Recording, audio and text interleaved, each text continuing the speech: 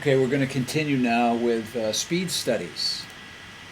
All right, and start this up. One is the spot speed. That's with the radar gun. Right, you go out there and count speeds at a location or a spot on the road, and then we use this for a lot of things. I'll talk about in a minute.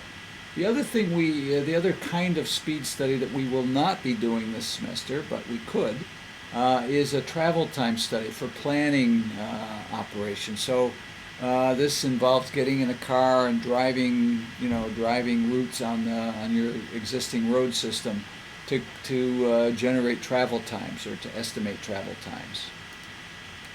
Okay. We're interested in the spot speed study.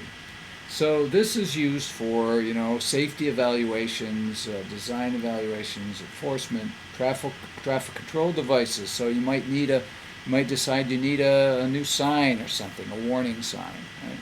So but these are all applications of a spot speed study.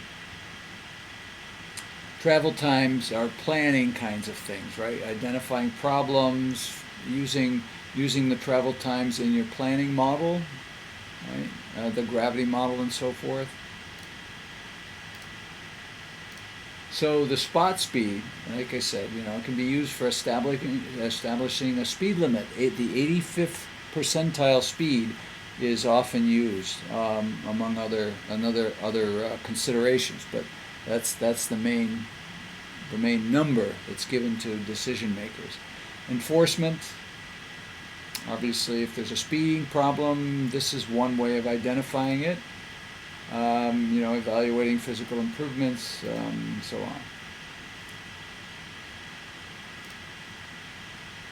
Okay.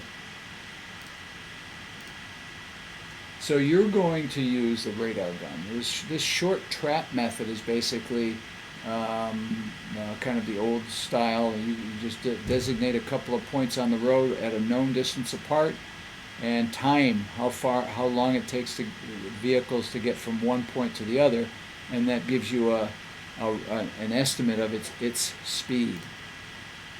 We're not going to use that. The automated approaches, the magnetic loops, sensing, cameras, so forth, we're not going to use those either. We're using the radar gun. And the radar gun is basically just the average speed. That's how you get the number. We're not going to use this. This is kind of an anachronistic number that most people don't use anymore. Okay. So now you have your radar gun. You're in the car. Drive to the intersection. What's the first question you need to answer? I asked this this morning. And the answer is, how many cars do I need to observe? How many observations do I need to make in order to to serve my needs well? Right? And it depends upon how precise you need to be, and what level of confidence you need. And I'm going to tell you that, and we'll revisit this for your case. As an example, maybe I'd like to get an estimate of speeds from my data at 1.5 miles per hour interval. Right? So it's a plus or minus 1.5 miles per hour at 95% confidence. Most times, it's a pretty good estimate to assume a standard deviation of 5 miles per hour. That's a really good estimate. It's something that needs to be checked at the end, but it's a pretty good one. Okay. So we know that the speeds are normally distributed, and if so, the z value at 95% confidence is 1.96 units. So the standard error of my sample is I'm setting to be 1.5, and I know that equals 1.96 times the standard error. I'm sorry. The acceptable error is 1. So this is this 1.5 is the whole the big kahuna. That's the kind of the z corresponding to the z value, right? So 1.96 units, standard units, times the standard error I don't want it to be more than 1.5 miles per hour. So what n would give me that, right? And this is equation 4.5. This is how you find the size of your sample. So if you assume a standard deviation of 5 miles per hour and these other things, I can then plug them into this equation, and in this case I only need 43 observations. Okay? So for each direction, what do I need in my report when I actually bring the data back? What do I need in the report? Well, I need summary statistics.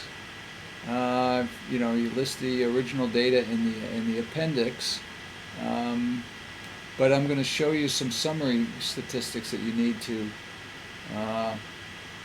provide. For example, you need the mean, the mode, the pace speed. I'll show you that in a minute. These 15th and 85th percentile speeds. These are summary statistics. You need a frequency histogram. You need a relative frequency histogram. And you should label the pace speed on that. Pace speed is basically it's kind of the mode, but it's the mode of a 10 mile per hour increment. So the highest occurring frequency of 10 mile per hour increments. Okay. And of course you need to describe what you did in the field and so forth. This is an example of a frequency histogram. You should be obviously familiar with this. For a number of observations on the left, and then the speed categories. You'll be using 2 mile per hour increments, not 10. Okay? I'm just doing this for an example, but you'll be doing 2 mile per hour increments. This is a relative frequency, so the percentages, everything remains the same, except this axis gets factored out a bit. Now the cumulative frequency, if I use the midpoint of the speed class, I can find a cumulative frequency, right, up to 100, right? All of the speeds are below 75. How many speeds are below 60? About 78% of them. Right, so I'm interested, using this diagram, I can find the 85th percentile speed. I can also find the 15th percentile or any other percentile that I want using this graphic. It's a useful one to have. Okay, so now what questions am I seeking to answer? This is, of course, the key idea. Once you have the data, you can use the data to answer questions. So let's say, for example, I want to explore whether or not there's a speeding problem. So I need to use inferential statistics, right?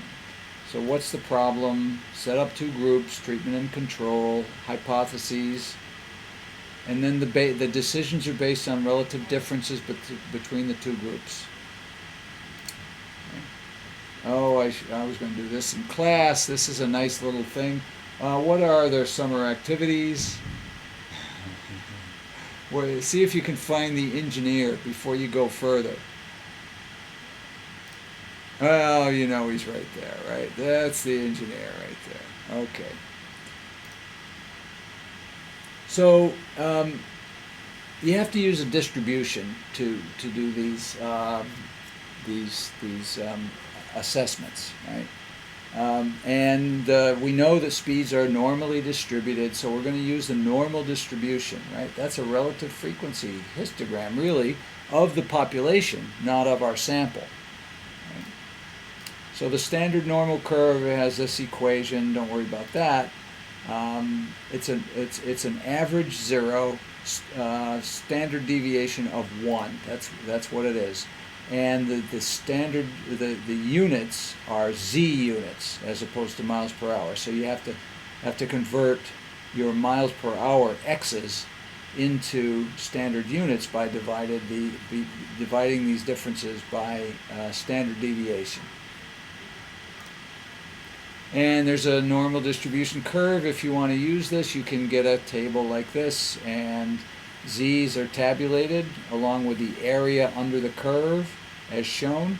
The reason I show this is because when you use Excel, the function XL has for this, it will give you this area that's shown here. So let's say 1.54, so it's 1.5 and then 0.4, so it's 0.9382. So the area under the curve below Z equals 1.54 is 93.82%. Now, if I use this function and plug in a Z value of 1.54, XL will give me the same number. See, this is the number that you get from XL, and it's the area under the curve that is less than your Z value. So here's the setup for any hypothesis test, and you're basically looking to see, you're setting up the null hypothesis here to say, look, there's no difference between the two groups. And the alternative is, that there is a difference statistically. Right? You're going to really just see whether or not this is true or false. The null hypothesis is true or false, with some level of confidence. Okay?